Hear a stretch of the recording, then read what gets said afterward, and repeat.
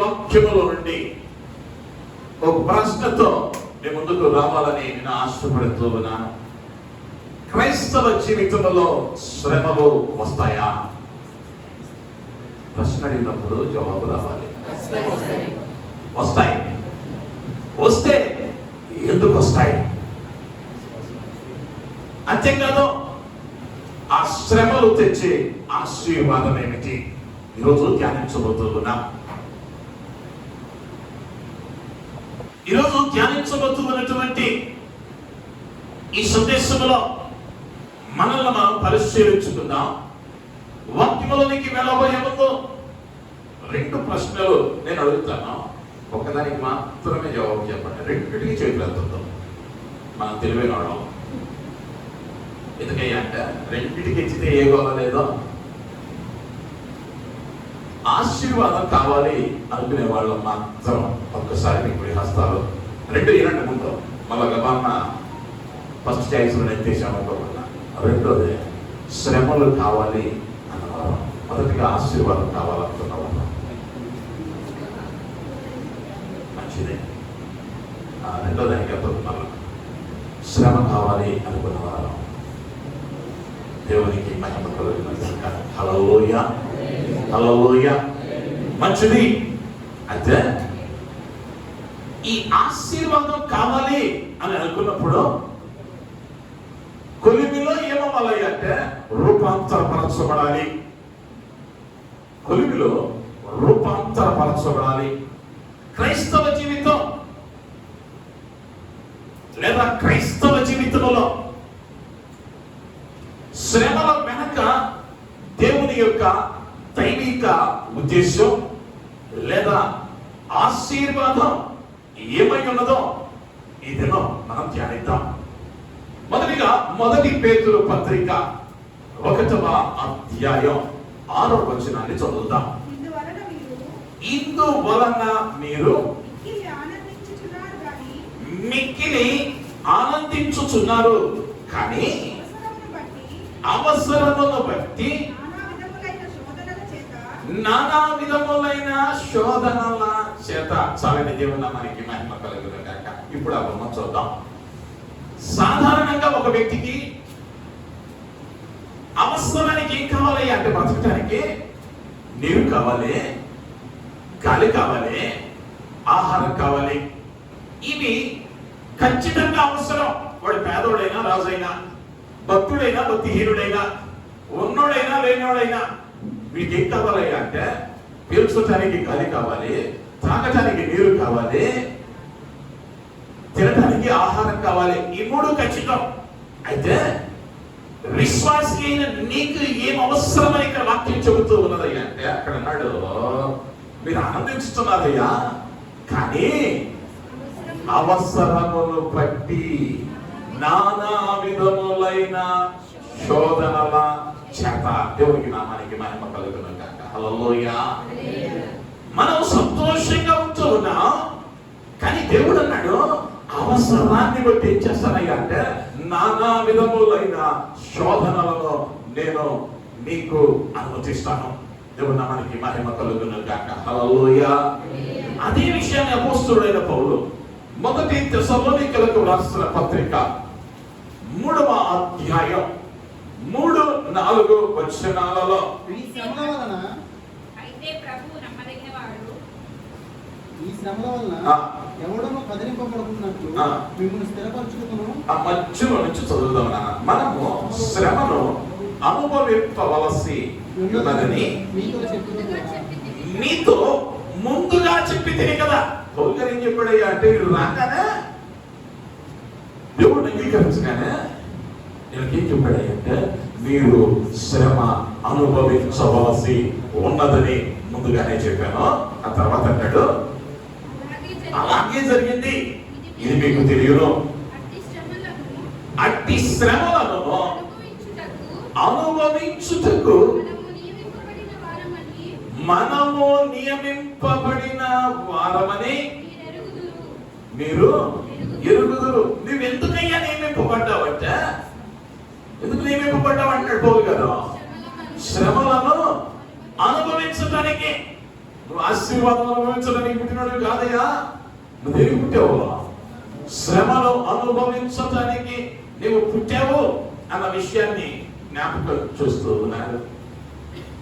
అనేక పర్యాయాలు ఆత్మీయ జీవితంలో ఈ శ్రమ అనబడిన కొలిమిలోనికి వచ్చేసరికి, లేదా శ్రమ అనే శోధనలోనికి వచ్చేసరికి నాకే రావాలా, అనుదినము ప్రార్థన చేస్తాను, మానక మందిరానికి వెళతాను, నేను అలా ఉన్నాను ఇలా ఉన్నాను, నాకే ఎందుకు శోధన అనే ప్రశ్న ప్రతి వ్యక్తి జీవితంలోనూ ఉత్పన్నమయ్యేదిగా నేటి దినాలలో మనం చూస్తూ ఉన్నా. అయితే దేవుడు ఎవరికైనా ఎక్కువ శోధనను అనుమతించాడయ్యా అంటే ఆయన ఎవరినైతే ఎక్కువగా ప్రేమించాడో, ఎవరినైతే ఎక్కువగా ప్రేమించాడో వారికి అధికమైన శోధనలను దయచేశాడు. ఓ గొప్ప భక్తుడు అన్నాడు, నీ జీవితంలో కనుక ఏ శోధన లేకుండా ఏ పోరాటం లేకుండా సాఫీగా వెళుతుంది అంటే నువ్వు ఏ ట్రాక్ లో లేవు అంటే భక్తి జీవితంలో నువ్వు లేవు అని అర్థం. అన్ని బాగున్నాయండి, దేవుడు ప్రశాంతంగా వచ్చాడండి అన్నావా, నిన్నొచ్చింది దేవుడు కాదు. దేవుడు నామానికి మహిమ కలుగును గాక. హల్లెలూయా. అలాగనే నీ జీవితంలో శోధన ఉన్నప్పుడు, నీ జీవితము వేదనకరంగా ఉన్నప్పుడు ఇక్కడ కూడా దేవుడే అంటానికి అవకాశం లేదు. ఇక్కడ రెండు కార్యాలు ఉన్నాయి. లోకములో ఉన్న వారికి కూడా శోధన ఉంది. లోకములో వాడు కూడా అనారోగ్యాలు, ఆర్థిక ఇబ్బందులు, ఆరోగ్య సమస్యలు, కుటుంబ ఇబ్బందుల మధ్య వాడు పెడుతూ ఉన్నాడు, నువ్వు పెడుతూ ఉన్నావు. కానీ నువ్వు నా క్రీస్తుతో ఉంటేనే అది ధన్యకరం, అది మహిమలోనికి నడిపించింది. దేవునికి మహిమ కలుగును గాక. హల్లెలూయా. ఓ తండ్రి తన కుమారుడిని పిలిచాడు, ఓ చక్కని రాయి ఇచ్చాడు. ఆ రాయిని తీసుకుని ఓ టవల్ ఇచ్చి, నాయన మొదటిగా మార్కెట్కి వెళ్ళు, అక్కడి రాయిని పెట్టు, అమ్ముతానని చెప్పు, ఎవరైనా వస్తే నువ్వు రేపు చెప్పొద్దు, వాడెత్తిస్తాడు అడుగు అన్నాడు. అక్కడ అయిపోయిన తర్వాత సూపర్ మార్కెట్ దగ్గరికి వెళ్ళమన్నాడు. అది అయిపోయిన తర్వాత బంగారపు కొట్టు దగ్గరికి వెళ్ళమన్నాడు. సరేనన్నాడు కొడుకు. రాయిని ఆ టవల్లో తీసుకున్నాడు, మార్కెట్కి వెళ్ళాడు. ఆ కూరగాయల మార్కెట్ మధ్యలో, ఆ బురద వాతావరణం మధ్యలో ఓ టవల్ వేసాడు, కూర్చున్నాడు, ఆ రాయి పెట్టుకున్నాడు. జనాలు వస్తూ ఉన్నారు, వెళుతూ ఉన్నారు, కానీ పెద్దగా పట్టించుకోవాలా. కానీ ఒక ఆయన వచ్చాడు, చూశాడు, అయ్యా ఈ రాయి బాగుంది, మెరుస్తూ ఉంది, అందంగా ఉంది, ఎంతకి ఇస్తావు అన్నాడు. ఈ చిన్నవాడు చెప్పాడు, అయ్యా మా నాన్న నన్ను చెప్పొద్దు అన్నాడు, కొనేవాడు ఎంత ఇస్తాడు అన్నాడు. ఈ కొనేవాడు అన్నాడు, నాయనా బాగుంది, ఓ 100 రూపాయలు ఇస్తాను రా, ఇచ్చే అన్నాడు. సరేనయ్యా, మా నాన్న రేట్ అడగమన్నాడు కానీ అమ్మొద్దు అన్నాడు అని అన్నాడు. ఆ పెద్ద చుట్టుకుని వెళ్ళిపోయాడు. వీడి మొదటి డ్యూటీ అయిపోయింది. ఇప్పుడు సూపర్ మార్కెట్ దగ్గరికి వెళ్ళాడు. అక్కడ నిలబెట్టాడు. కొంచెం నీట్ గా ఉన్న పరిస్థితి, మరి చుద్దరు మందరగా మార్కెట్ లాగా లేదు. ఇప్పుడు అదే రాయి అదే టవలు ఆ రోడ్డు మీదే కూర్చున్నాడు. వెళుతూ ఉన్న వాళ్ళలో చాలా మంది గమనించారు. ఒకడు వచ్చాడు, అడిగాడు, మా వారే సమాధానం, నువ్వు ఎంత ఇస్తావో చెప్పు. ఇప్పుడు ఈ వ్యక్తి అన్నాడు, దాన్ని బాగా పరిశీలించి, ఆయన 1000 రూపాయలు ఇస్తాను, అన్నా 1000 రూపాయలు ఇస్తాను. సరే అన్నాడు. అయ్యా అయితే మా నాన్న అమ్మొద్దు అన్నాడు, అయ్యా రేట్ ఎంతో కలుపుకుంటామన్నాడు. ఆయన సరుకున్నాడు, వెళ్ళిపోయాడు. ఇప్పుడు చివరిగా బంగారు దుకాణాల దగ్గరికి వెళ్ళమన్నాడు. నాన్న చాలా శుభ్రంగా ఉన్నాయి, దగ్గరగా మెరిసిపోతూ ఉన్నాయి షాపులన్నీ. ఓ షాపు ముందు టవలేసుకొని కూర్చున్నాడు. జనాలు భారీగా వస్తూ ఉన్నారు. ఆ వెలుగుల మధ్య బంగారు షాపులకు వెళ్ళేవారు, వచ్చేవారు, వ్యాపారులే కానీ వర్తకం చేసేవారే కానీ అనేకులు చూశారు. ఆ పిల్లవాడి దగ్గరికి వచ్చారు. మొదటి వాడు వచ్చి చూశాడు. చూసి, అయినా ఇది వెలగలిగిన రాయిలా ఉంది, ఇది వెలగలిగిన రాయిలా ఉంది, ఇది నాకు ఇస్తే ఎంత చెప్పమంటావు అన్నాడు. అయ్యా నువ్వే చెప్పన్నాడు. ఇప్పుడు ఆ పెద్ద ఆయన చెప్పాడు, 10 లక్షలు ఇస్తా. రాయి మారలా, వేసిన గుడ్డ మారలా, అమ్ముతున్న వ్యక్తి మారలా, కానీ రాయి ఏ స్థలంలో ఉందో, రాయి ఏ స్థలంలో ఉందో ఆ స్థలం స్థలాన్ని బట్టి ఆ రాయికి విలువ వచ్చింది. దేవునికి మహిమ కలుగును గాక. హల్లెలూయా. నువ్వు లోకంలో ఉండి దేవునికి హృదయంలో సోటివక ఉన్నంత కాలం నీకు విలువ లేదు. కానీ నా దేవుడు నీ హృదయంలో ఉంటే, నువ్వు నా దేవునితో ఉంటే నీ విలువ ఏంటంటే గొప్పదిగా ఉంటుంది అని అనటంలో ఎటువంటి సందేహము లేదు అన్న విషయాన్ని నేను జ్ఞాపకం చేస్తూ ఉన్నాను. నిర్గమ కాండములో 3వ అధ్యాయం 1-2 వచనాలను మనం చదవగలిగితే, మోషే విజ్ఞాన యాజకుడైన యిత్రో అను తన మామ మందను మేపుచు ఆ మందను అరణ్యం అవతలకు తోలుకొని అరణ్యము అవతలకు తోలుకొని దేవుని పర్వతమైన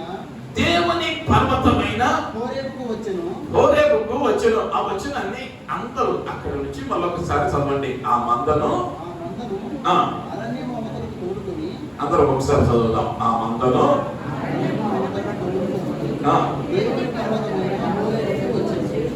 దేవుని నామానికి మహిమ కలుగును గాక. ఈ హోరేబుకు రాకముందు మోషే గారు ఎక్కడ ఉన్నాడు? అందరూ చెబుతున్నాడు. ఎక్కడ ఉన్నాడు? హోరేబులో ఉన్నాడా? అరణ్యము అవతల ఉన్నాడు. ఇప్పుడు ఎక్కడ నుంచి వస్తున్నాడు అంటే అరణ్యము అవతలకు వచ్చాడు. అంటే ఇంతకు ముందు యువతలు ఉన్నాడు. దేవుని పర్వతం అనబడిన హోరేబునకు మోషేకు మధ్య అరణ్యం ఉంది. ఎప్పుడైనా అరణ్యం గుండా ప్రయాణం చేసిన అనుభవం ఉంటే అరణ్య ప్రయాణం చాలా సంతోషం ఉంటుంది, ఆహ్లాదం ఉంటుంది. ఎవరంటారా? కాదంటారా? ఎలా ఉంటుంది?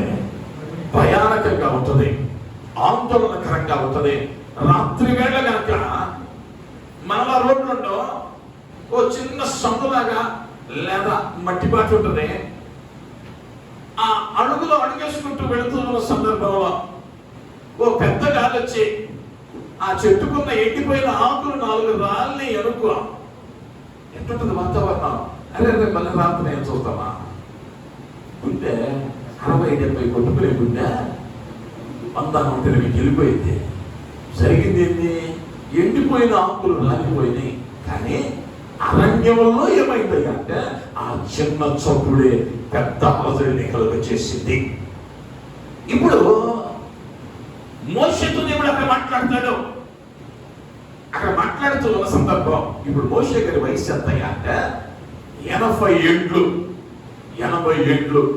ఈ 80వ ఏట వచ్చేంత వరకు కూడా దేవుడు మాట్లాడాలి. అంత ముందు ఎప్పుడు కూడా ఆ ముందు 2 అధ్యాయాలు మీరు చదువుకుంటే దేవుడు మాట్లాడిన ఆనవాళ్ళు కనిపించాల. ఎప్పుడు దేవుడు మాట్లాడాడు మోషేతో అంటే అరణ్యము దాటి వస్తే మాట్లాడాడు. దేవునికి మహిమ కలుగును గాక. హల్లెలూయా, హల్లెలూయా. ఈ అరణ్యం వేదనకరమైనది లేదా ఆందోళన పుట్టించేది. చిన్న చప్పుడు కూడా మనకు ఎలా అనిపిస్తుంది అంటే చాలా భయంకరంగా, చాలా భయంకరంగా. అంటే శోధన గుండా వెళుతూ ఉన్నప్పుడు నీ పరిస్థితి ఎలా ఉంటుంది అంటే లోకంలో ఎప్పటికీ సంభవించరా నాకు మాత్రమే వచ్చింది. ఏంటి? వర్షంలో తడిసితే జలుబు వచ్చింది.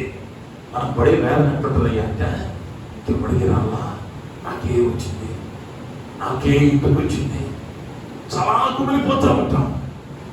ఈ అరణ్యము గుండా వెళ్ళే అనుభవము గుండా వెళ్ళిన తర్వాతే మోషేకి ఏదైనా దొరికిందయ్యా అంటే దేవుడు మాట్లాడే అనుభవం దొరికింది. దేవుడు నీ జీవితంలో ఏ కష్టం ఇచ్చినా కూడా, ఏ శ్రమ ఇచ్చినా కూడా అది నీకు నష్టాన్ని కలిగించదు.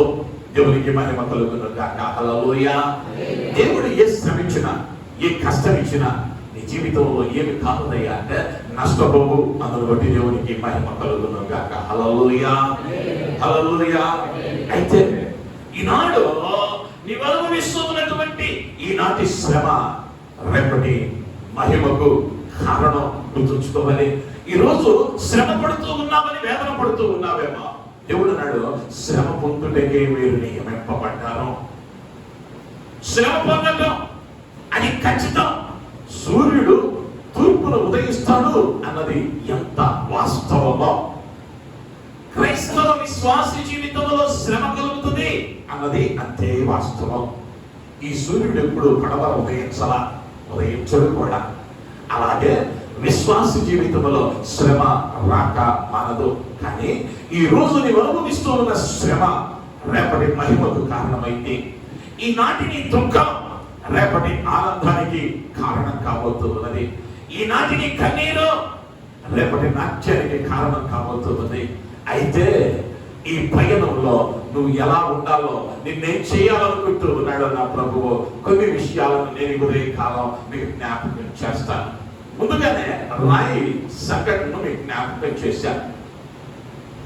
ఒక 250 రూపాయల ఇనుమును గనక తీసుకుని ఆ 250 రూపాయలు దాని వాస్తవ విలువ. కానీ దానిని 500 డిగ్రీల ఉష్ణోగ్రత దగ్గర వేడి చేస్తే దానితో ఏం చేస్తాడు అంటే గుర్రపు నాడ తయారు చేస్తాడు. ఆ గుర్రపు నాడ ఎంతకు అమ్మిందయ్యా అంటే 500 రూపాయలు. పెట్టిన పెట్టుబడి 250, అమ్మబడినది ఎంతయ్యా అంటే 500. అయితే అదే 250 రూపాయల ఆ ఇనుముతో 1000 డిగ్రీల ఉష్ణోగ్రత దగ్గర నువ్వు వేడి చేస్తే ఆ 1000 డిగ్రీల ఉష్ణోగ్రతతో వేడైనటువంటి ఆ ఇనుముతో గుండు సూదులు తయారు చేస్తారు. 1000 డిగ్రీల ఉష్ణోగ్రత దగ్గర గుండు సూదులు అయినాక దాని విలా కలెక్ట్ అయింది అంటే 1500 రూపాయలు. నిన్న గుర్రపు నాడ చేస్తే 500 దాని విలువ. ఇప్పుడు 1000 డిగ్రీలకు వచ్చేసరికి విలువ పెరిగింది. 1500 డిగ్రీల దగ్గర చేస్తే ఆ 250 గ్రాములు ఏమో షేవింగ్ బ్లేడ్ చేస్తారంట. వాటి విలువ అంటే అందుకే 1,50,000. అదే 250 రూపాయలు ఏమో 3000 డిగ్రీల దగ్గర అది ఉష్ణోగ్రత తెచ్చాడు. ఇప్పుడు దాంతో విమానాలకు వాడేటువంటి స్ప్రింగ్లు తయారు చేస్తారంట 3000 డిగ్రీల దగ్గర. దాని విలువ 1 కోటి రూపాయలు. ఎంతగా కాల్చబడిందో ఇనుమో అంతగా విలువ పెరిగింది. నువ్వు ఎంతగా శ్రమ పొందుతూ ఉన్నావో అంతగా నీ విలువ, నీ మహిమ పెరగబోతూ ఉంది. అందులో బట్టి దేవునికి మహిమ కలుగును గాక. హల్లెలూయా, హల్లెలూయా. నువ్వెంతగా కాల్చబడతావో శ్రమల కొలిమిలో అంతటి విలువైన పాత్రగా నా ప్రభువు నిన్ను మారుస్తూ ఉన్నాడు అని అనటంలో ఎటువంటి సందేహము లేదు అన్న విషయాన్ని నేను జ్ఞాపకం చేస్తూ ఉన్నాను. మొదటిగా 5 కార్యాలను ముందుకు తీసుకెళ్లి రాబోతున్నా, జాగ్రత్తగా ఆలకిద్దాం.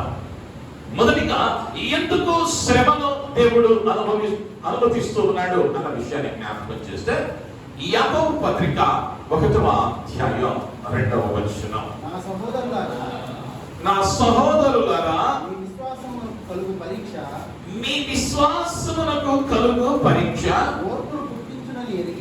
ఓర్పును పుట్టించునని ఎరిగి చాలండి.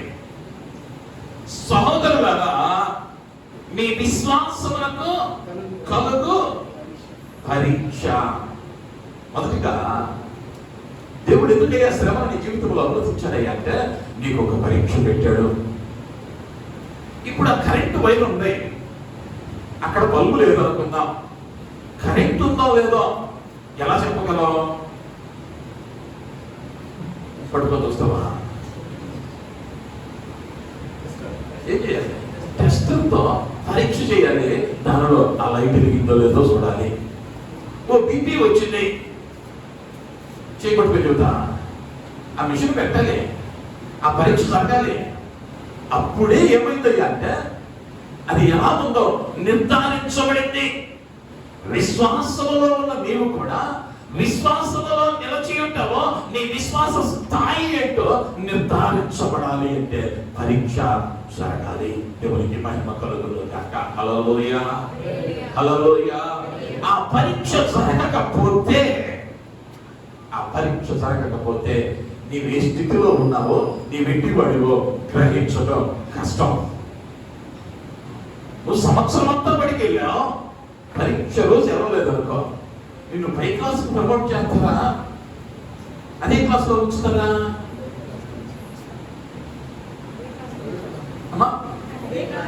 అదే క్లాసులో ఉంచుతారు. ఎందుకు? నువ్వు నేర్చుకున్న వాస్తవమే, సంవత్సరం అంతా వచ్చే వాస్తవమే, కానీ నువ్వేమో కాలేదయ్యా అంటే పరీక్ష దినమున పరీక్షలో నువ్వు నిలవబడలా. ఆ పరీక్షలో నిలవబడితేనే నీ స్థాయి ఏంటో, నీ పరిస్థితి ఏంటో ఆ దేవుడు పరీక్షించడానికే మొదటిగా నీ జీవితంలోనికి శ్రమను అనుమతిస్తూ ఉన్నాడు. ఆ పరీక్షలో నువ్వు ఎలా ఉండాలి అంటే నమ్మకంగా ఉండాలి. ఆ పరీక్షలో ఆ శ్రమను చూసి పొందబోయేటువంటి మహిమను కోల్పోకూడదు. ఆ పరీక్షలో జయించడానికి నీవు సిద్ధంగా ఉండాలి. శ్రమ వచ్చిందని కొగ్గిపోవద్దు. దేవుడు నిన్ను పరీక్షిస్తున్నాడని ఆనందించు. దేవునికి మహిమ కలుగును గాక. హల్లెలూయా, హల్లెలూయా. ఈనాడు కొంచెం ఇబ్బంది కలిగితే, కొంచెం వేదన కలిగితే, కొంచెం నష్టం వచ్చేస్తే అయ్యో ఇట్ అయిపోయింది, అయ్యో అట్ అయిపోయింది వేదన పడతాం. వేదన పడవలసిన అవసరం లేదు. నా ప్రభువు నిన్ను చూచుతున్నాడు కనుకనే నీకు ఆ శ్రమను అనుమతించాడు అని అనటంలో ఎటువంటి సందేహం లేదు. హల్లెలూయా. నా దేవుని అనుమతి లేకుండా నీ తలలోని ఒక్క వెంట్రుకైనను రాలిపోవటానికి అవకాశం లేదు. సాతాను గడి చేయాలన్నా కూడా నా దేవుడు అనుమతి ఇవ్వాలి. సాతాను గడి చేయాలన్నా నా దేవుడు అనుమతి ఇస్తేనే. మనం కనుక యోబు భక్తుడిని మనం గమనిస్తే, యోబును దేవుడు చాలా అధికంగా శోధించాడు. మీరు కనుక జ్ఞాపకం చేసుకుంటే 1వ అధ్యాయంలో యోబుల గురించి చెప్పబడినప్పుడు, ఊజు దేశమందు యోబు అది ఒక మనుష్యుడు ఉండెను. అతడు నీతిమంతుడు, యథార్థవంతుడు, దేవుని యందు భయభక్తులు కలిగి చెడుతనమును విసర్జించిన వాడు. గొప్ప సాక్ష్యం చెబుతూ ఉన్నది అంటే దేవుడు చెబుతా ఉన్నాడు. చెడుతనమును విసర్జించాడు, నా యందు భయభక్తులు కలిగిన వాడు గొప్పవాడు అని చెప్తే అపవాది వచ్చి అంటా ఉన్నాడు, ఏసయ్యా చెప్పిన మాటలు చాలు దేవా, నువ్వన్నీ ఇచ్చేవాడికి ఏసయ్యా దేవా అని ఇచ్చేమంటాడో ఒక్కసారి అది తీసుకోడా, ఒక్కసారి అది తీసుకోడా. దేవుడు అన్నాడు, పిచ్చివాడా నీ ప్రయోగాలు ఎందుకురా, వాడు నన్ను నమ్మినవాడు అన్నాడు. కాదై తీసుకోడా. తీశాడు దేవుడు. తీసుకోవడానికి దేవుడు అనుమతించాడు. అనుమతించిన తరువాతే సంతానం అంతా చనిపోయారు, ఆస్తి అంతా పోయింది, పశు సంపద అంతా పోయింది. ఇప్పుడు 2 పక్కన కూర్చున్నాడు, గోనె పట్టు కట్టుకున్నాడు. ఇప్పుడు సంతాపడు అంటాడు, అది కదా చూడు గోనె పట్టలోకి వచ్చేసాడు. ఇప్పుడు అంటాడు చూడు, బుడిదలో కూర్చున్నాడు, సంతానం అంటా ఉన్నాడు, ఇదిగో మొదలు పెట్టబోతా ఉన్నాడు. అయితే యోగ ఏం చేస్తున్నాడు అంటే సాష్టాంగపడి బుడిదలో యెహోవా ఇచ్చిన, యెహోవా తీసుకున్న, యెహోవా నామానికి మహిమ కలుగును గాక. హల్లెలూయా, హల్లెలూయా. అయ్యానికి వచ్చిన ఆ వెంకటేశ్వర ఆ రాజమన్నలో మీ ఇద్దరికి కాదు దేవుడే ఇచ్చాడుగా, అవునా కదా? కింద పార్క్ చేసి బయటకు వచ్చాడు. ఆరాధన అయిపోయింది. కిందకి వెళ్ళేసరికి ఆరోగ్య గొప్పబడినట్లుగా కారులు కనిపించలా.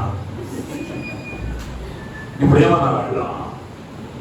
యెహోవా ఇచ్చెను, యెహోవా తీసుకునేను, యెహోవా నామానికి అవునంటారా కాదంటారా?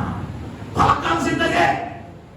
ఎప్పుడు విశ్వాసములో నీవు పరీక్షించబడుతూ ఉన్నప్పుడు, ఇచ్చినప్పుడు ఏమో పాస్టర్ గారి దగ్గరికి వచ్చి బ్రదర్ దేవుడు ఇచ్చాడు ప్రార్థన చేయి. అలా ఇక్కడ చేసిన జాబ్లో రేసాల కలగానే ఒక పేపర్ వచ్చింది, కొత్త కారు కొనుక్కుందాం ప్రార్థన చేయండి. ఇప్పుడు ఏమంటారు తెలుసా? నేను ఉదాహరణకి వాళ్ళ పేర్లు వాడుతున్నా. ఇప్పుడు ఏమంటారు తెలుసా? కారు కొనుక్కునే పాస్టర్ గారిని పిలిచి, పాస్టర్ గారే తీసాడు కారు, ఫస్ట్ గా వేసి ఇది చాలదని ప్రేసల్లో ప్రత్యేక మనవి సంఘమంతా కలిసి ప్రార్థన చేశాం. కానీ కారు పోయింది. ఏంటి దేవా ఇది? ఇక్కడేమవుతున్నామంటే విఫలం అవుతూ ఉన్నా. యోబు అవలా సమస్తాన్ని పోగొట్టుకున్నాడు. కానీ అంత ఉన్నమాట. అందుకనే దేవుడు అన్నాడు, అతడు నీతిమంతుడు, యథార్థవంతుడు, చెడుతనం అసహించుకుని నా యందు భయభక్తులు కలిగిన వాడు. యెహోవా ఇచ్చెను, యెహోవా తీసుకెళ్ళును, యెహోవా నామానికి నామానికి మహిమ కలుగును గాక. జ్వరం వచ్చినా, రోగం వచ్చినా, అప్రూపాలైనా, చదివేదానంలో ఫెయిల్ అయినా, కోరుకున్న ఉద్యోగం రాకపోయినా ఏం చెప్పాలయ్యా అంటే, అయ్యా నువ్వు ఈ స్థితిలో వచ్చినందుకు నీకు స్తోత్రం, దేవునికి మహిమ కలుగును గాక. హల్లెలూయా, హల్లెలూయా. మనమైతే అనుకున్న కూర అనుకున్నట్లు రాకపోతేనే ఏం చేస్తాయా, ఎంత కష్టపడి చెప్తే దేనికి ఒక్క పూట కూడికి, ఏశావులాగా ఒక్క పూట కూడికి విశ్వాసంలో సారిపోతున్నావేమో. అక్కడ ఇద్దరు వ్యక్తులు గమనిస్తూ ఉన్నా. ఒకటేమో బంట్రోతు, రెండో వాడు కలెక్టర్. బంట్రోతు ఉద్యోగం సంపాదించాలంటే చాలా సులభం. ఓ పరీక్ష ఉంటుంది, ఓ టెస్ట్ ఉంటుంది, అయిపోయింది, ఉద్యోగం వచ్చింది. ఓ సాధారణమైన ఉద్యోగం. కానీ కలెక్టర్ ఉద్యోగం అంటే కాదు. వాడు ఎప్పుడో ఎంత నోటిఫికేషన్, ఓ తగిన శిక్షణ తీసుకోవాలి, అనేకమైన పరీక్షలు రాయాలి.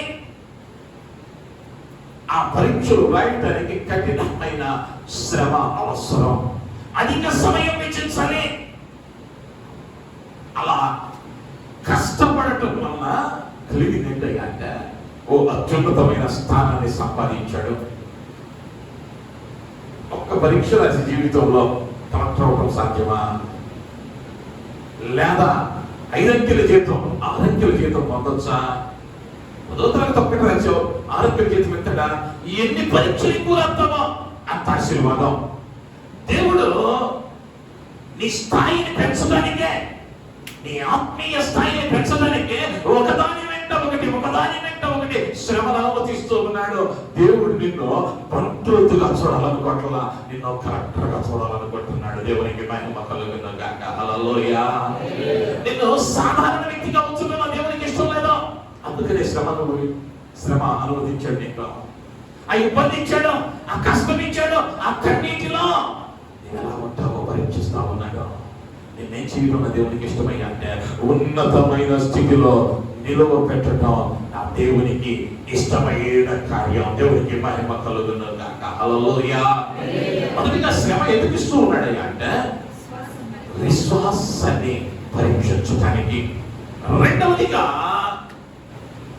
ఈ శ్రమ ఎందుకు ఇస్తూ ఉన్నాడయ్యా అంటే నిర్గమ కాండములో అక్కడ 2వ అధ్యాయం 12వ వచనం. నిర్గమకాండం 2వ అధ్యాయం 12వ వచనం. అతడు ఇటు తిరిగి చూచి ఎవడనూ లేకపోగా ఐగుప్తీయుని చంపి ఇసుకలో వారిని ఎవరు?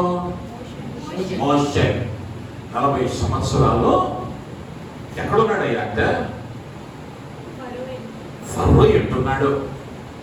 ఫరో ఎంట ఉన్నటువంటి ఈ మోషే ఇప్పుడు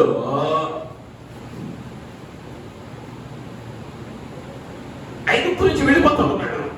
వెళ్ళిపోతా ఉంటే ఓ ఇశ్రాయేలీయుడు ఐగుప్తీయుడు కొట్లాడుకుంటూ ఉన్నారు. రాజకుమారునిగా ఉన్నాడు కదా, ఇతరు కొట్టుకున్నట్టు ఏం చేయాలయ్యా అంటే సహజంగా ఏం చేయాలి? ఇతరు కొట్టుకున్నట్టే తప్పురా నాయన, పక్కకి రెండు అనాలి, ఇక్కడేం మాట్లాడలా. వెళ్ళాడు ఐగుప్తుని ఒకే దెబ్బ, ఇంకా మాట్లాడలేదు. ఒక్క దెబ్బతో పడవచ్చాడు. మళ్ళీ ఎవడో చూస్తాడు మనని ఇసుకలో పాతి పెట్టాడు. అది మొదటి పరిస్థితి ఆయనది. ఆయనకి కోపం ఎక్కువ, ఇక మాట్లాడే ఛాన్స్ కూడా ఇవ్వాల. ఐగుప్తు వాడు నా వాడిని కనబడుతున్నాడు అనగానే ముచ్చట్లు లేవు, మాటలు లేవు, ఎందుకు పడుతున్నావు, ఏంటి కారణం, విషయాలు లేవు. అధికమైన కోపం మీద పడ్డాడు. తన సొంత బలముతో ఐగుప్తీయుని చంపేశాడు, దాచిపెట్టాడు, వెళ్ళిపోయాడు. కానీ దేవుడు ఏం చేశాడు అంటే ఆ తర్వాత ఆ 40 ఏళ్ళు కొలిమిలో ఉంచాడు, అరణ్యంలో ఉంచాడు, ఒంటరి జీవితంలో ఉంచాడు. ఆ కొలిమిలో కాలగా దేవుడు ఇచ్చాడు. ఐగుప్తు నుంచి తీసుకెళ్ళమన్నాడు. వీళ్ళు ఎంతకాలం నడిపాడయ్యా అంటే మోషే గారు 40 సంవత్సరాలు నడిపించాడు. ఈ 40 సంవత్సరాల్లో ఎవరిని ఉన్నట్టు ఆయన ఇంతకుముందు ఐగుప్తీయుడేమో వాడు ఏమన్నా మోషే గారిని వాళ్ళు ఎవరో గొడవ పడుతుంటే ఈయన చంపేశాడు. ఇక్కడ మోషే దగ్గరికి వచ్చి మా ఊళ్ళో దుంపలు లేవా, మేము వాళ్ళ మాంసం తినేవాళ్ళం, ఉల్లిపాయలు తినేవాళ్ళం, నువ్వెవరిపై ఇక్కడ తీసుకొచ్చి మాకు సమాధానం లేవనా అంటున్నా కూడా ఏం మాట్లాడలా. అయ్యా ఎక్కడికి వెళ్తున్నాడు? ప్రార్థనకి వెళ్ళి అయ్యా వీళ్ళు ఎట్టు అంటున్నారయ్యా, ఏం చేయమంటారు? మళ్ళీ వచ్చారు తెల్లనే మాకు నీళ్ళు లేవు, మమ్మల్ని చంపడానికి తెచ్చావా? మళ్ళీ వెళ్తున్నాడు అయ్యా వీళ్ళు ఎట్టు అంటున్నారు. ఎక్కడా కూడా 40 ఏళ్లలో ఎవరిని తొలనాడి మాట్లాడాల. కారణం ఏంటయ్యా అంటే ఈ 40 ఏళ్లలో దేవుడు వానిలో ఏం చేశాడయ్యా అంటే ఓర్పును, సహనాన్ని, సాత్వికతను తీసుకుని వచ్చాడు. ఆ వచనాన్ని మనం ఒక్కసారి యాకోబు పత్రిక 1:2 చదివితే, యాకోబు పత్రిక 1:2 మీ విశ్వాసములకు కలుగు పరీక్ష ఓర్పును పుట్టించునని ఎరిగి. దేవుడు మనకి మహిమ కలుగును కాక. హల్లెలూయా. విశ్వాస పరీక్షకి ఏం పుట్టింది? ఇప్పుడు విశ్వాస పరీక్ష పాస్ అయితేనే దేవుడికి వెళ్తాం, ఓర్పును సంపాదించుకుంటాం. ఈ విశ్వాస పరీక్షలో 40 సంవత్సరాలు దేవి కొరకు నెలకొట్టాడయ్యా అంటే ఒక కోపాన్ని తీసేయడానికి, ఒక కోపానికి 40 ఏళ్ళు నెలకొచ్చాడంటే, ఒక సందిగ్ధుడిగా మార్చడానికి 40 ఏళ్ళ సమయం పట్టిందంటే, 40 ఏళ్ళు అరణ్యవాసంలో మోషే ఉంచాడంటే మనం ఎలా మారాలనయ్యా? ఆయన ఆశ అంటే సాత్వికమైన మనముగా ఓర్పుతో కనిపెట్టాలి. అబ్రహాము చూడు నీతిమంతుడు అన్నాడు, విశ్వాసులకు తండ్రి అన్నాడు. 25 ఏళ్ళు ఓర్పుతో ఎదురు చూశాడు. యోసేపును గమనించు, చెరసాలలో ఆ దీన స్థితిలో 13 ఏళ్ళు కనిపించాడు. 13 ఏళ్ళు. ఎప్పుడైతే నీ విశ్వాస పరీక్షలో నీవు సఫలీకృతమవుతావో, లేదా విశ్వాస పరీక్షలో నువ్వు నెగ్గుతావో, నువ్వు ఇన్స్టెంట్ మ్యాగీ లాగా ఏయంగానే ఉడకాలి, ప్రార్థన చేయంగానే రావాలి, ఈ బ్యాచ్లో చేరవు. ఆయన ఇచ్చేంత వరకు కనిపెడతావు. ఆ ఓర్పు, సహనం నీలో కలిగితే దేవునికి మహిమ కలుగును గాక. హల్లెలూయా, హల్లెలూయా. దేవుడు ఏం చేశాడు అంటే ఓర్పు కొరకు శ్రమ అనుమతించాడు. ఆ శ్రమ అనుమతించటం వలన, భక్తులు శ్రమలో దాటి వెళ్ళటం వలన మోషే ఇంతకు ముందు తన బలం మీద ఆధారపడ్డాడు, కోపం చూడాడు. కానీ ఇప్పుడు సాత్వికుడు. ఇప్పుడు అంటే శ్రమను దాటిన తర్వాత నువ్వు శ్రమలో ఉండటానికి కారణం నిన్ను ఓర్పు కలిగిన వానిగా, నిన్ను సహనం కలిగిన వానిగా మార్చడానికి నా ప్రభువు ఆ శ్రమను నీకు అనుమతించాడేమో మనం పరిశీలించుకోవలసిన వారమై ఎంతో ఉన్నా. మూడవదిగా మనం వస్తే యెషయా గ్రంథం 48వ అధ్యాయం 10వ వచనం చదువుదాం.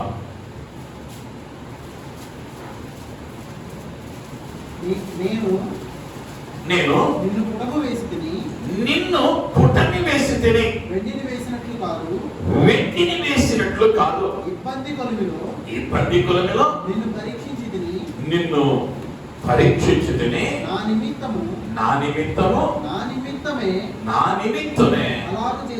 అలాగు చేసేదను. నా నామము అపవిత్రపరచబడనేలా నా మహిమను మరి ఎవరికి నేను ఇచ్చేవాడను కాను. దేవుడు మనకి మహిమ కలుగును గాక. హల్లెలూయా. దేవుడు మాట్లాడుతూ ఉన్నాడు, అక్కడ అంటా ఉన్నాడు, నేను నిన్ను పుటమి వేసి తిని, వెండిని వేసినట్లు కాదు. పుటమి వేసినట్టున్నాడు కానీ వెండిని వేసినట్లు కాదు. పుటమి వేయటం అన్నది ఎంతమందికి తెలుసా? బంగారపు పుట్లలో పుటమి వేయటం అంటే కాల్చబడటం. కాల్చబడటం. ఎందుకయ్యా ఇక్కడ వెండిని వేసినట్లు కాదన్నాడు అంటే, కాల్చడానికి నేను పుటమి వేయగా. ఎందుకయ్యా పుటమిలో వేశానంటే, ఇబ్బంది కొలిమిలో నిన్ను పరీక్షించటానికి, ఇబ్బంది కొలిమిలో నిన్ను పరీక్షించటానికి పుటమి వేశాడు. అనేక పర్యాయాలు ఇబ్బంది రాగానే మనం అలాడిపోతా ఉంటాం. ఆ మొదటి ఆ లైన్ గమనిస్తే, బంగారము ముడి సరుకులు కనుక నీకు తీసుకొని ఇస్తే ఆ మట్టితో నువ్వేం చేసుకోలేవు, ఆ మట్టితో నువ్వేం చేసుకోలేవు. వాడు ఏం చేస్తాడు అంటే, అధికమైన ఉష్ణోగ్రత దగ్గర దాన్ని మరిగిస్తాడు. తీసుకున్నప్పుడు ఎంత ఉందనుకుందాం, అది మరిగించబడిన తర్వాత, అది బంగారముగా తయారు చేయబడిన తర్వాత ఎంత మొక్క వచ్చింది, ఇంతే మొక్క ఉంటుంది. కారణం ఏంటయ్యా అంటే, ఆ మిగిలినవన్నీ వ్యర్థమైనవి అని తీసివేయాలి.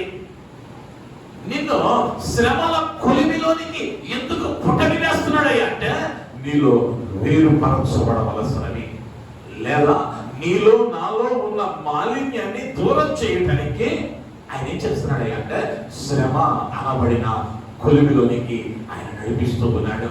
ఈ బంగారం ఆ శ్రమల కొలిమిలోనికి వెళ్ళకపోతే అది అమూల్యమైన ఆభరణంగా మార్చబడదు. లేదా ఆ మట్టిని ముద్దు చేసుకునే వాళ్ళ మెడలో కట్టుకుంటామా, మనకే దొరికింది అనుకున్నాం, కట్టుకోవడానికి అవకాశం లేదు. అది శుద్ధి చేయబడాలి, దాని మలినం పోవాలి. దానిలో ఉండకూడనిది ఏది ఉండకూడదు. అది ఏదైతే స్వచ్ఛమైనదో శ్రేష్టమైనదో దాన్ని మాత్రమే చేస్తాడు అంటే నగల వ్యాపారి ఆ పుటమి వేయబడిన బంగారంతో ఓ చక్కని ఆభరణాన్ని తయారు చేస్తాడు. అదే రీతిగా ఓ గురికి చొక్కా ఉందనుకున్నాం, మీ ఆయన మీ అబ్బాయిలో తెల్లని చొక్కా, ఆదివారం ఆరాధనలోనే భోజనాలు పెడతా ఆ సాంబార్ మీద పోసుకున్నాడు అనుకుందాం. ఇంటికి వెళ్ళి టేబుల్ మీద పెట్టి అమ్మ బొమ్మ అంటే పోయిందా, పక్కన చేతి పోయిందా, ఇదేం చేయాలి, ఉతకాలి. ఊరికి ఎట్టితో రుద్దితే పోయిందా, ఇదేం చేద్దాం. మీకు తెలుసో లేదో, ఇప్పుడు ఏంటంటే ఏ ఇంటికి వెళ్ళినా గుండ్రంగా తిరుగుతున్నాయి. ఏ ఇంటి ఎదురు పండలేదు, ఏ ఇంటి పెరట్లోనూ పండలేదు. అతను రోజుల్లో ఏం చేసేవారు అంటే, దానికి సొమ్ము పెట్టి ఉతికేవాడు, పండగేసి బాధేవాడు. బాధ్యత మురిగిపోయింది. ఎంత ఎక్కువగా బాధితే, ఎంత ఎక్కువగా నలిగితే అంతటి తిరుగు వస్తుంది. నీ జీవితంలో కూడా ఆ మాలిన్యం తొలగేంత వరకు దేవుడు ఎక్కడ ఉంచుతున్నాడు అంటే, ఆ శ్రమల కొలిమిలో ఉంచుతూ ఉన్నాడు. కలత చెందొద్దు. నువ్వేం కాబోతున్నావా అంటే, మహిమ కలిగిన వస్త్రంగా మారబోతూ ఉన్నావు, ఓ విలువైన ఆభరణంగా మారబోతూ ఉన్నావు. నీలో ఉన్నటువంటి ఆ అవిధేయమైన కార్యాలని ఆ అగ్నిలో నా ప్రభువు కాల్చివేసి ఓ ప్రశస్తమైన విలువైన పాత్రగా నిన్ను మార్చాలని ఆయన తాపత్రయపడుతూ ఉన్నాడు. కాబట్టి నిన్ను ప్రేమిస్తూ ఉన్నాడు. కాబట్టి ఎవరికి శ్రమ, ఎవరికి శోధన వెంబడి శోధన నీకే ఇస్తా ఉన్నాడు. ఎందుకయ్యా అంటే, నీకు అది త్వరలో ఓ మహిమకరమైన స్థితి రాబోతా ఉన్నది. నిన్న మట్టివే ఈరోజు ఓ విలువైన ఆభరణానివి, నిన్న మురికికుండావే ఈరోజు ప్రశస్తమైన దగదగలాడే తెల్లని వస్త్రంగా మార్చబడుతూ ఉన్నావు. ఎప్పుడయ్యా అంటే, ఈ శ్రమల కొలిమిల్లో నలగ కొట్టబడినప్పుడు, వ్యర్థమైనవి దూరమైనప్పుడు, నీలో ఏదైతే ఉండాలని నా ప్రభువు కోరాడో అది మాత్రమే ఉండినప్పుడు ఏం చేస్తాడంటే, అప్పటి వరకు ఆయన శ్రమల కొలిమిలో నన్ను పుటమి వేసేవాడు అని అనటంలో ఎటువంటి సందేహం లేదు. నాలుగవదిగా మనం గమనించగలిగితే, కీర్తనల గ్రంథం 40వ అధ్యాయం 17వ వచనం,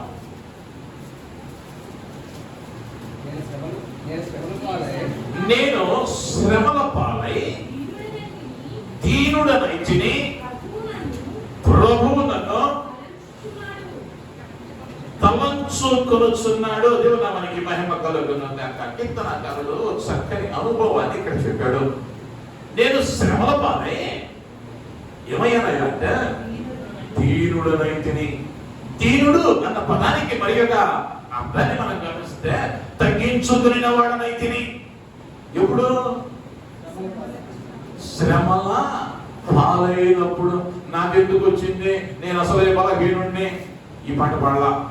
అయ్యా గొర్రెలు కాసుకునేవాడిని రకరక రాసుకొచ్చాను, నాకెందుకయ్యా ఈ శ్రమ, నిన్ను నమ్మే కదా వచ్చాను.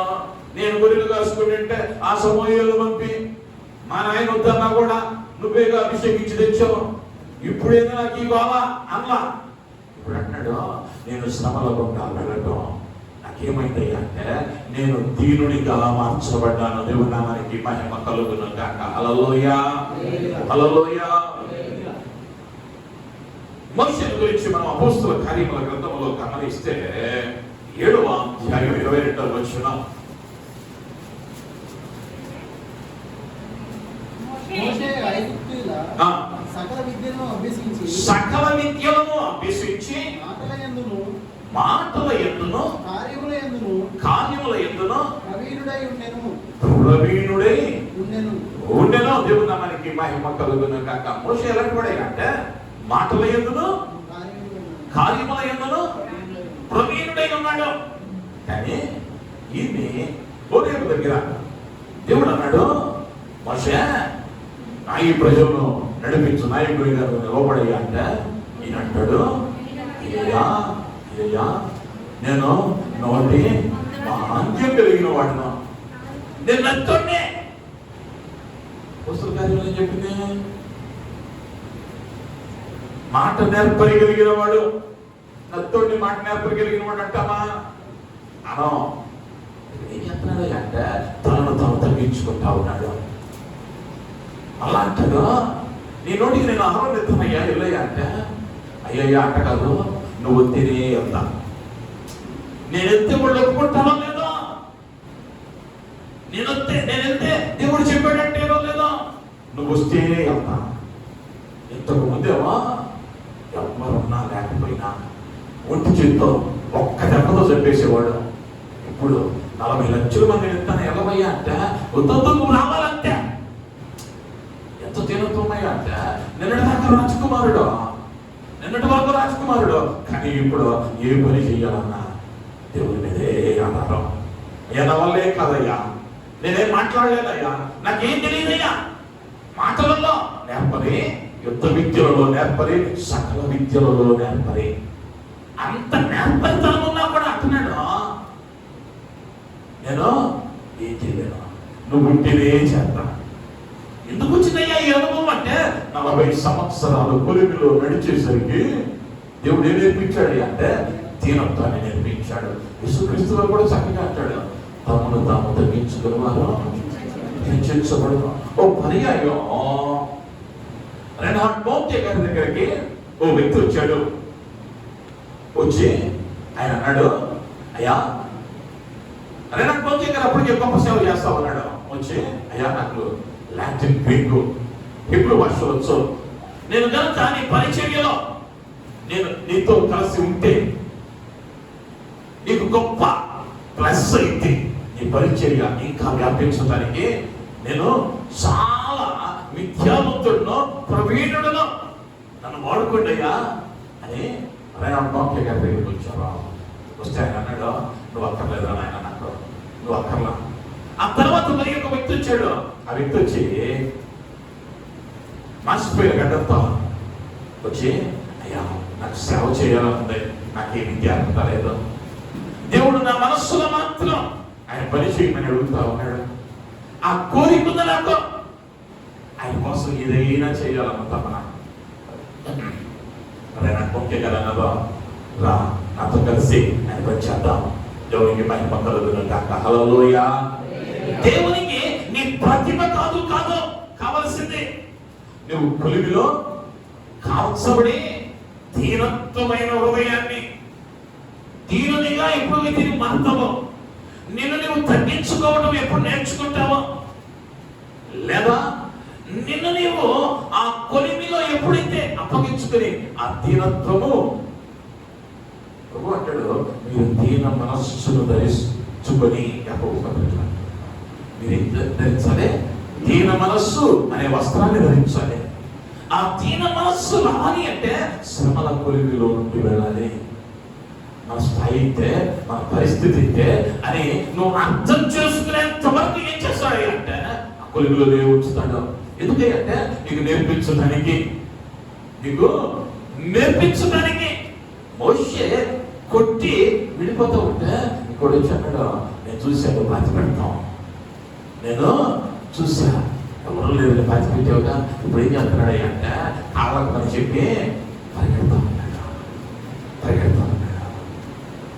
నీ జ్ఞానం, నీ బలం అక్కడికి రావో, నువ్వు దీన మనస్కుడవై ఉండగలిగితే, లేదా దీనునిగా నువ్వు ఉండగలిగితే ఆయన ఏం చేస్తాడయ్యా నిన్ను అంటే ఓ విలువైన పాత్రగా ఆయన మారుస్తాడు. ఆయన అన్నాడు, జ్ఞానులను సిగ్గుపరచడానికి వెర్రి వారిని లేవనెత్తుతానన్నాడు. పెంట గొప్పల మీద దీనులను పైకి లేవనెత్తువాడు ఆయనే. ఆయన ముందు నువ్వు తగ్గించుకోవడం నేర్చుకుంటే చాలు. ఆ శ్రమ కూడా పెడతా ఉన్నప్పుడు, అరే నా వల్ల కాదు, నా దేవుడు కలుగు చేసుకోవాలి, నా జ్ఞానం పనికిరాదు, నా దేవునికి అప్పగించాలి అన్నది కనుక నువ్వు నేర్చుకుంటే, ఆ దీనత్వం కనుక నీలోకి వస్తే నీ జీవితం ఆశీర్వాదకరమే, దీవెనకరమే. చివరిగా ఒక కార్యాన్ని జ్ఞాపకం చేస్తాను. హెబ్రీయులకు రాసిన పత్రిక 2వ అధ్యాయం 10వ వచనం.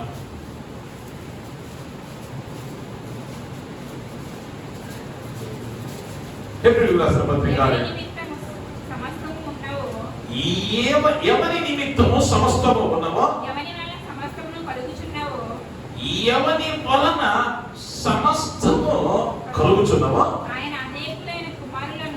ఆయన అనేకులైన కుమారులను మహిమకు తెచ్చుచుండగా వారి రక్షణకర్తను శ్రమల ద్వారా సంపూర్ణంగా చేయుట ఆయనకు తగును.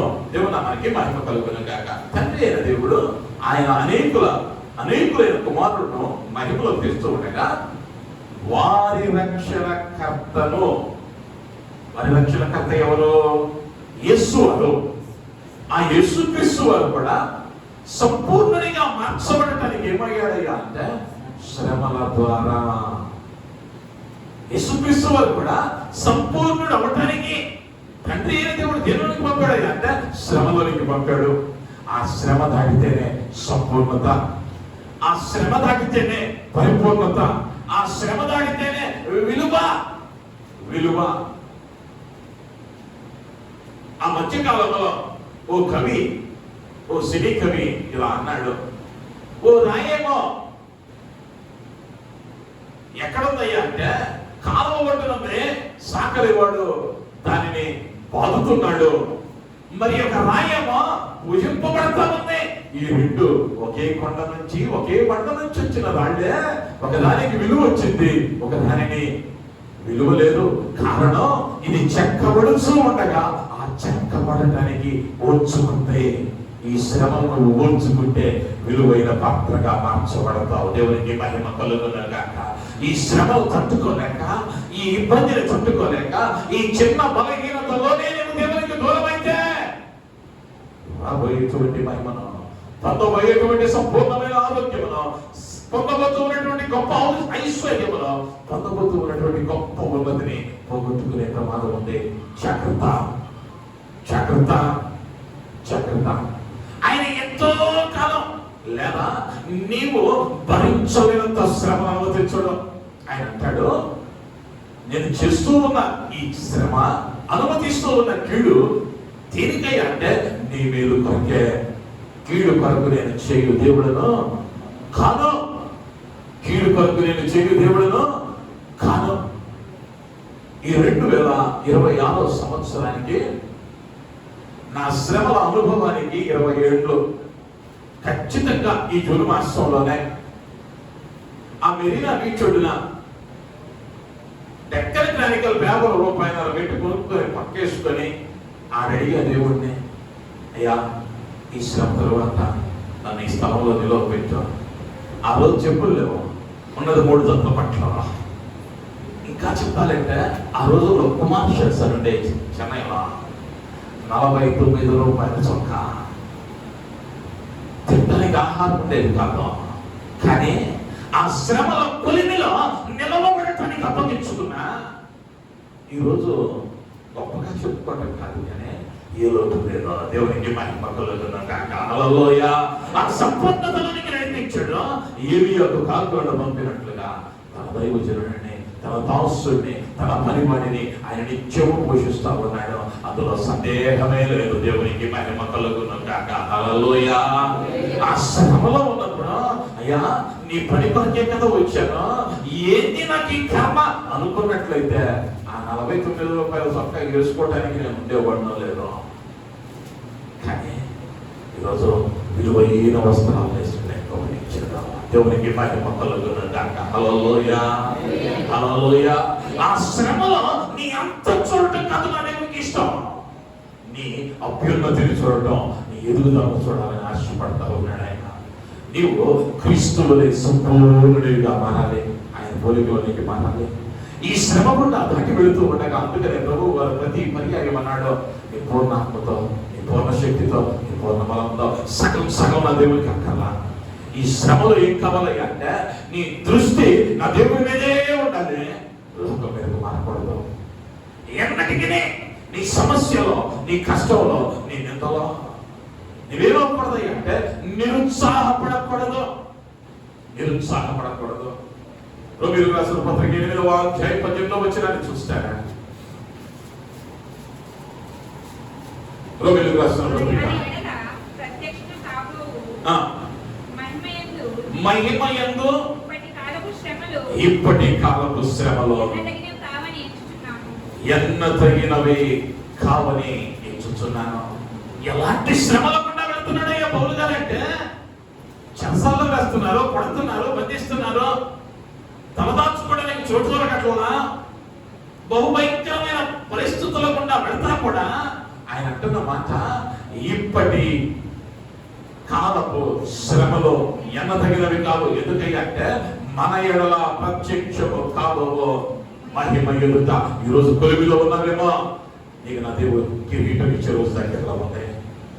ఈ కొలిమిలో ఏం కావాలయ్యా అంటే 5 కార్యాలను మనం నేర్చుకోవాలి. అది నేర్చుకోవడానికి ఈ కొలిమిలోనికి ఆయన నిన్ను అనుమతించాడు. మొదటిగా ఆ విశ్వాస పరీక్షలో నువ్వు నిలబడాలి. ఆ పరీక్ష రాయకుండా ప్రమోషన్ లేదు. ఆ పరీక్ష రాయకుండా ప్రమోషన్ లేదు. ఆ పరీక్ష ఎప్పుడైతే రాశామో ఆ పరీక్షలో నుంచి నువ్వు ఏం పుట్టుకొస్తున్నాయి అంటే ఓర్పు పుట్టుకొస్తుంది. ఆ ఓర్పు కనుక ఉంటే నీ కుటుంబం, నీ ఇల్లు ఓ చిన్న పరలోకమే. నీ ఇల్లు చిన్న పరలోకమే. ఆ ఓర్పు, ఆ సహనం ఉంటే చాలా. నీ ఊరిలో, నీ పనిచేస్తున్న కార్యాలయంలో నీకెవడదో శత్రువు ఉండడం అంత సమాధానమే, అంత సమాధానమే. ఆ ఓర్పును సంపాదించుకుంటే, మూడవదిగా ఆ కొలిమిలో కాల్చబడుతూ ఉన్నప్పుడు వ్యర్థమైన మాలిన్యాన్ని అంతా దూరం చేసుకోవడానికి ప్రయత్నం చేయాలి. ఇది దేవుడు వద్దన్నాడా, తీసి పక్కనేసేయి. ఇది ఇక్కడికి వెళ్ళొద్దన్నాడా దేవుడు, ఇది చూడొద్దన్నాడా, ఇది తినొద్దన్నాడా, ఇది తాగొద్దన్నాడా, పక్కనేసేయి. ఆ మాలిన్యాన్ని కడుక్కొని సువర్ణంగా మార్చబడు. 4వదిగా దీనత్వాన్ని ధరించుకున్న మరిగా నువ్వు మార్చబడగలగాలి. అప్పుడే నువ్వు ఎక్కడికి నడిపించబడతావయ్యా అంటే సంపూర్ణతలోనికి నడిపింపబడతావు. ఆ సంపూర్ణతలోనికి నువ్వు నడిపింపబడితే నువ్వు ఈరోజు భయపడుతూ ఉన్నావేమో, లేదా దిగులుతో ఉన్నావేమో, అయ్యో నాకేంది ఈ పరిస్థితి, ఎంతో కాలంగా ఎదురు చూస్తున్నాను, ఇంకా జరగలేదు, ఇంకా అవటం లేదు, ఎన్నో ఆటంకాలు, ఎన్నో ఇబ్బందులు, ఎటు వెళ్ళినా మొండి చెయ్యే ఎదురవుతూ ఉంది, ఎటు వెళ్ళినా అవమానమే ఎదురవుతూ ఉంది, ఎటు వెళ్ళినా అంటే దినదినము బహు భయంకరంగా మారిపోతా ఉంది అని ఆందోళన మధ్యలో ఉన్నావేమో. నిన్ను సృష్టించిన వాడు నిన్ను సువర్ణంగా మారుస్తున్నాడు. అందులో బట్టి దేవునికి స్తుతులు చెల్లించబద్దులమై ఉంటూ నామ హల్లెలూయా, హల్లెలూయా. ఆయనను సువర్ణంగా మారుస్తున్నాయి. కొద్ది సమయంలో కమతి చెందొద్దు. వేడి తట్టుకోలేకపోతున్నానయ్యా, బాధ తట్టుకోలేకపోతున్నానయ్యా, ఈ ఇబ్బంది నాకు వద్దయ్యా అని మాత్రం ప్రార్థించొద్దాం.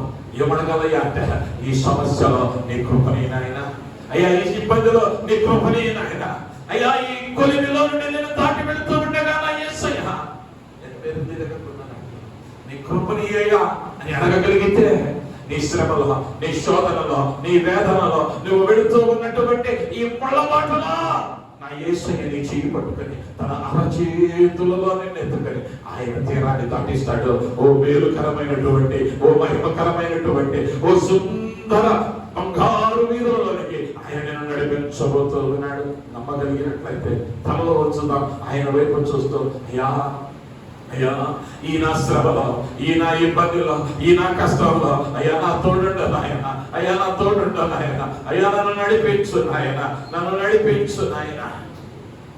ఆయన అడుగుదాం, ఆయన అడుగుదాం. యేసయ్యా నీ కృప తలంచగానే నా శ్రమలు అనిపించలేదే. యేసయ్యా నీ కృప తలంచగానే నా శ్రమలు అనిపించలేదే. నీవు నాకిచ్చే మహిమయెదుట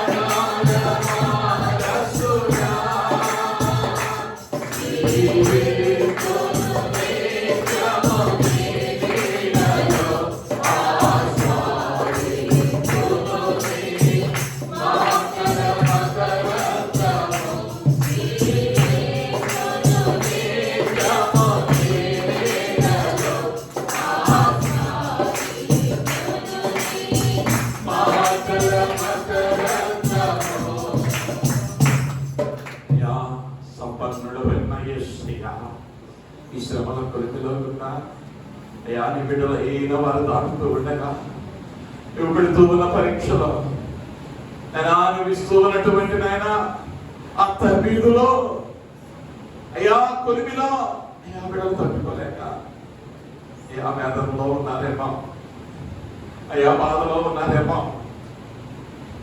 అయ్యా అలసిపోయిన స్థితిలో ఉన్నారేమో. నా యేసయ్యా, నా యేసయ్యా నీ కృపనిచ్చి, అయ్యా నీ కృపనిచ్చి నీ బిడ్డలనైనా ఈ శ్రమను దాటి వెళ్ళటానికి అయ్యా నీవు ఇవ్వబోతూ ఉన్నటువంటి, నీవు ప్రత్యక్షపరచబడబోతూ ఉన్నటువంటి ఆ మహిమ కిరీటాన్ని అయ్యా నీ బిడ్డలు స్వాధీనపరుచుకున్నట్లుగా, స్వతంత్రించుకున్నట్లుగా శ్రమలో అయ్యా బిడ్డలకు సహనము దయచేయండి, ఓర్పును దయచేయండి. అయ్యా బిడ్డలలో ఉన్నటువంటి ప్రతి మాలిన్యమును ఆయన శుద్ధి చేసి పరిశుద్ధపరచి అయ్యా మురికి గుడ్డ వంటి మా బ్రతుకులను తెల్లని మహిమ వస్త్రముగా మార్చి అయ్యా నీ ఎదుట దీన మనస్కులముగా అయ్యా మేము కనబడినట్లుగా అయ్యా సకల విషయములలోనూ నాయన సంపూర్ణతను పొందిన వారముగా అయ్యా మమ్మల్ని మార్చి అయ్యా ఇదిలో అయ్యా నీ బిడ్డలో ఎవరైతే కన్నీటి మధ్య నీ సన్నిధిలో అడుగు పెట్టారో అయ్యా బిడ్డలకు ఆదరణ నివ్వండి. ఈ కొలిమిలో తట్టుకోలేకపోతూ ఉన్నారేమో, ఈ వేడిని భరించలేకపోతూ ఉన్నారేమో, ఈ అప్పుల బాధలనైనా అల్లాడిపోతూ ఉన్నారేమో, అయ్యా సంతానం కొరకు ఎదురు చూస్తూ ఎదురు పెట్టున్నటువంటి నిందలోనైనా వేదనలో ఉన్నారేమో. అయ్యా అయ్యా అయ్యా మాట్లాడిన ఆయన అయ్యా బిడ్డల పదోన్నతుల కొరకు, అయ్యా కుటుంబ సమస్యల నిమిత్తమై, అయ్యా ఆరోగ్య సమస్యల నిమిత్తమై, ఆర్థిక సమస్యల నిమిత్తమై, అయ్యా సమాధానము కొదుమై, అయ్యా కొలిమిలో అల్లాడుతూ ఎదురవుతున్నటువంటి శోధనను ఆయన తట్టుకోలేక అయ్యా నీ బిడ్డలు ప్రతిపడుతూ ఉన్నారేమా. అయ్యా విడుదలని మాట ఇచ్చిన నా యేసయ్యా అయ్యా ఎందు నిమిత్తమైతే ఈ దినము ఈ మాటలు ఈ స్థలమంతా నువ్వు పలికించావో, మాట్లాడిన దేవుడు గొప్పవాడవు అయ్యా. నీ మాటలైనా వ్యర్థముగా తిరిగి పరమలకు వెళ్ళదన్నావు, అది కార్యము జరిగించిన మానదు అని అన్నావు.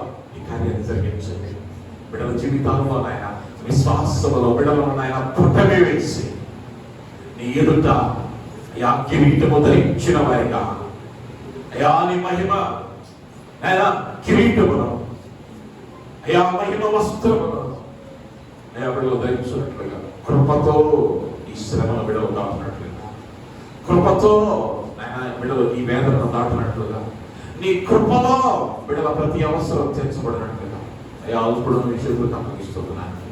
దీవించండి, మహిమ పొందండి, గొప్ప కార్యాలను జరిగించండి. యేసు నామములో అడుగుతున్నాను తండ్రి, ఆమేన్ ఆమేన్. దేవుని నామానికి మహిమ కలుగును గాక.